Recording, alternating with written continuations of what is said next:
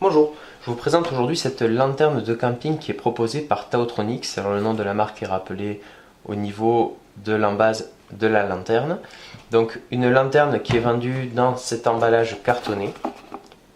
Et à l'intérieur de l'emballage, outre le produit, on va trouver une notice qui est traduite dans différentes langues, notamment le français et la traduction française est plutôt bien faite. J'ai pas décelé de fautes ou d'erreurs orthographiques ou grammaticales, donc c'est vraiment un bon point. Alors on va apprendre sur la deuxième page de la notice en français quelles sont les caractéristiques techniques du produit. On y apprend donc que c'est un produit qui repose sur la technologie LED. Sur la partie supérieure, on a 3 LED et sur la partie inférieure, ce bloc, on a 2 LED.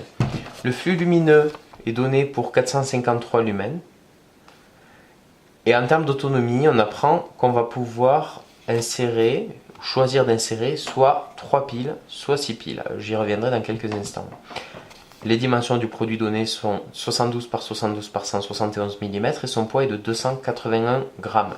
Ça, c'est pour les données techniques du produit.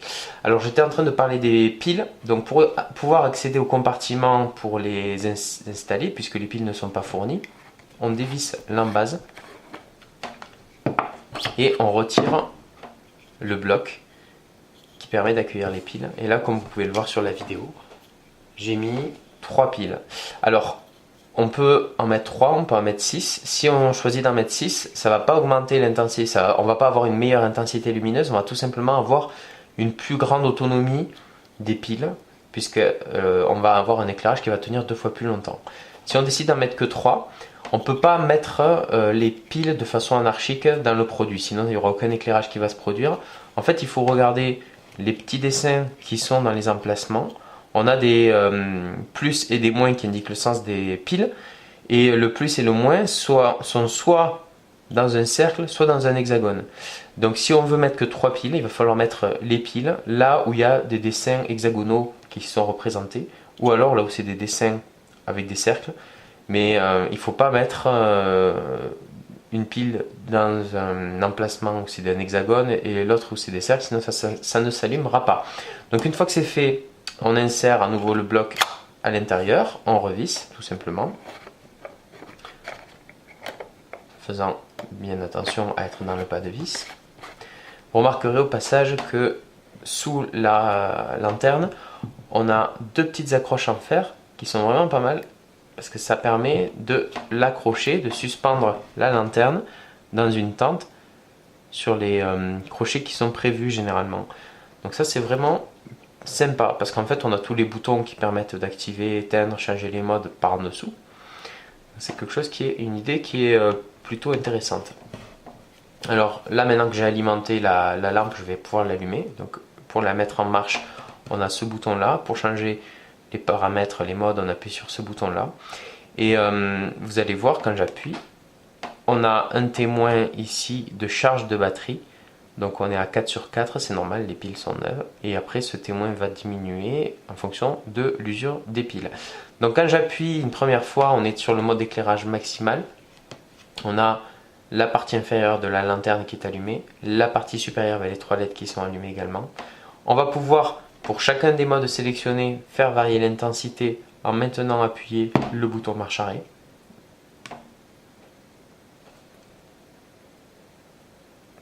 Voilà, là je suis sur l'intensité maximale et je sais que je suis sur l'intensité maximale car la lampe se met à clignoter lorsqu'elle est arrivée au minimum.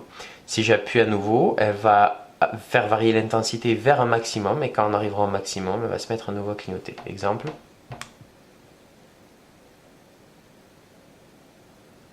Et là je suis sur l'intensité maximale. Si j'appuie sur la roue dentée, on va changer de mode.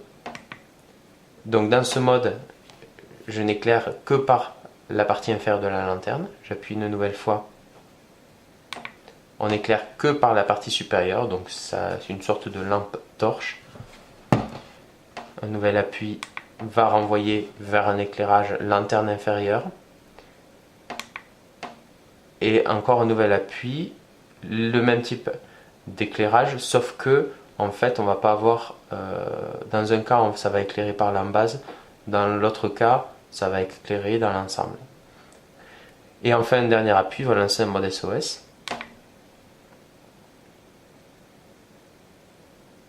Voilà. Et donc là on a fait le tour, quand on appuie, on a à nouveau le mode d'éclairage où toutes les LED sont allumées. Je vais éteindre histoire de pouvoir montrer ce que ça donne dans un contexte d'obscurité. On se rend compte que la lampe éclaire de façon tout à fait honorable dans la pièce. Donc,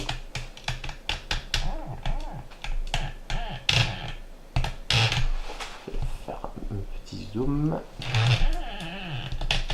Voilà. Si j'éteins,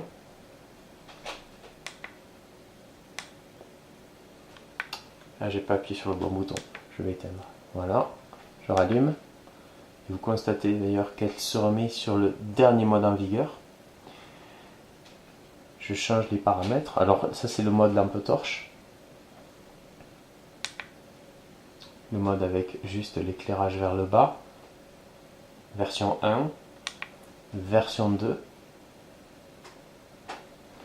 Et on revient sur... Ah non, on a le mode SOS. Et le mode intégral. Que l'on peut faire varier comme j'ai montré tout à l'heure. Maintenant appuyez. Minimum.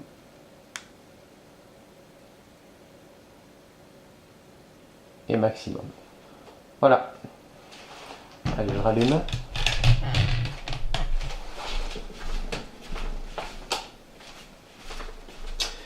Donc en conclusion, pour moi c'est un produit qui est bien pensé. On a une lanterne qui propose pas mal de fonctionnalités. Alors d'un côté elle fonctionne avec des piles AA, donc moi je recommande d'utiliser des piles rechargeables. C'est dommage qu'on n'ait pas un système avec un bloc batterie qu'on pourrait recharger avec un câble micro SD. Ça serait à mon sens le point d'amélioration de ce produit. Après on a un bon éclairage qui un ton plutôt blanc typé neutre, des fonctionnalités intéressantes. On peut choisir d'optimiser la durée de vie du produit en utilisant que les LED d'en haut qui ont une autonomie bien supérieure au bloc lanterne inférieure. Et dans une tente, on a un éclairage vraiment puissant et qui permet d'y voir très distinctement. Voilà. Ensuite, le produit au niveau de sa conception, il est fait de matière plastique caoutchouteuse sur les bords pour éviter de s'abîmer en tombant. Le revêtement là est en plastique également. Et le toucher ici est caoutchouteux. Voilà, j'espère que cette présentation vous aura intéressé et je vous dis à bientôt pour un prochain test. Merci, au revoir.